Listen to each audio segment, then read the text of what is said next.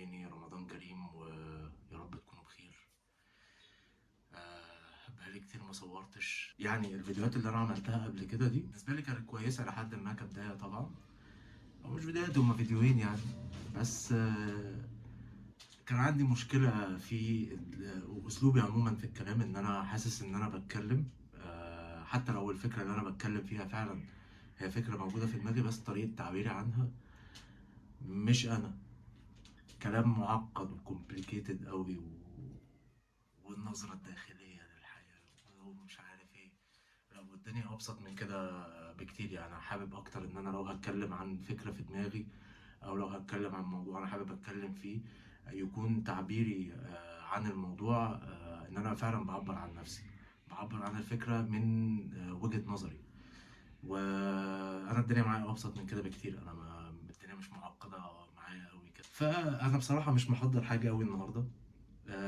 احنا في رمضان وداخلين على اخر 10 ايام في رمضان، وكان شهر جميل. يا رب يعني الشهر ده كل الناس دعواتها تستجاب، ويكون شهر خير على كل الناس يعني علينا. بس في نقطة انا حابب اتكلم فيها بقى، واخد بالي منها، وحتى يعني بيني وبين نفسي يعني حاسس ان انا بعملها مؤخرا كتير وبتحصل معايا بشكل كتير يعني. وهي الأحكام، أو إن أنت تكون شخص بتجادج الناس اللي أنت بتشوفهم، أو الناس اللي حواليك، أو أيا كان يعني. آه، للأسف أنا مثلا من ناحيتي، أنا لما بشوف حد بيعمل حاجة غلط أو حاجة مش صح أحيانا، آه، يعني هو كده كده إحنا كطبيعة بشرية 100%. يعني اي حد بيقول لك I don't judge، انا مش بحكم على حد، انا مش عارف ايه، ده كده كده بيكذب على نفسه. مفيش حد عنده الصفاء الذهني والصفاء الروحاني ده ان هو يبقى بينه وبين نفسه ما بيطلعش اي احكام على اي حد. مستحيل. كده كده انت بتحكم، بس الفكره ان انت حكمك ده بتبلعه ازاي، يعني بتشربه الروح لنفسك ازاي.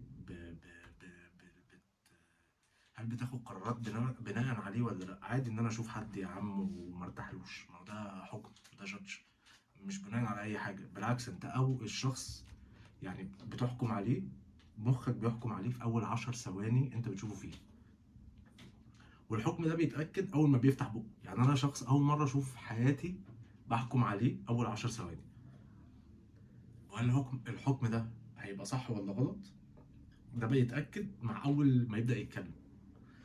بس مش دي المشكله، مش مشكلتي في ان انا احكم. عادي، ما انت هتحكم على حد ان انت مش هترتاح لحد، يعني هتحرص منه في التعامل معاه، هتحس ان الشخص ده مش سالك، هتحس ان الشخص ده كويس وسالك وان انتوا شبه بعض، فالتعامل ما بينكم هيكون لذيذ والدنيا هتبقى حلوه ما بينكم.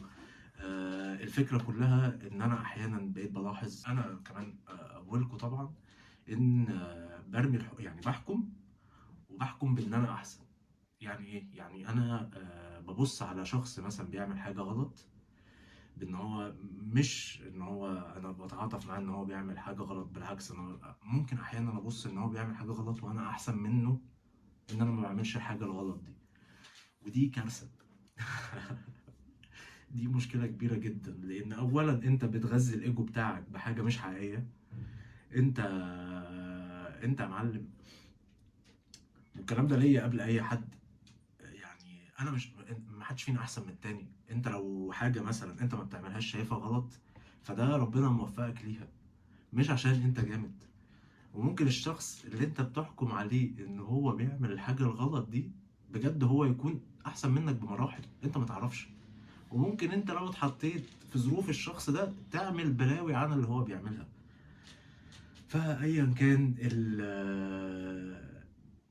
اللي انت بتشوفه او الحكم اللي انت بتشوفه، يعني انا بحاول مؤخرا ان انا لما بلاقي نفسي ببص على حد بيعمل حاجه، او بشوف مثلا حاجه على السوشيال ميديا، ايا كان الابلكيشن ايه، حد بيعمل حاجه مش عجباني واحس ان انا احسن من الشخص ده عشان ما بعملش الحاجه دي، بحاول على قد ما اقدر ان انا يعني اقوم نفسي، يعني ان انا اربي نفسي ان انا لا، انت مش احسن منه.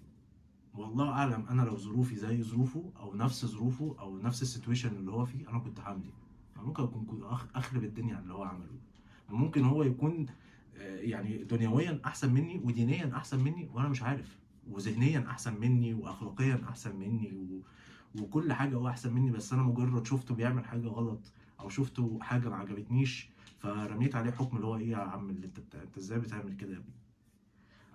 ايه الصح بالنسبه لي يعني في حاله ان انا غصب عني رميت حكم على حد بان هو حاجه انا مش بحبها او حاجه انا مش شايف ان ده صح، ان اتمنى له ان هو يعني يطلع من اللي هو فيه ده او يبطل اللي هو فيه ده، لان للاسف في حاجات طبعا كوارث ممكن يكون الشخص مش شايف مدى سوء تأثيرها عليه، أو مش شايف هي ممكن توديه فعلا موديه يعني موديه لتحت فين أكتر من ما هو تحت.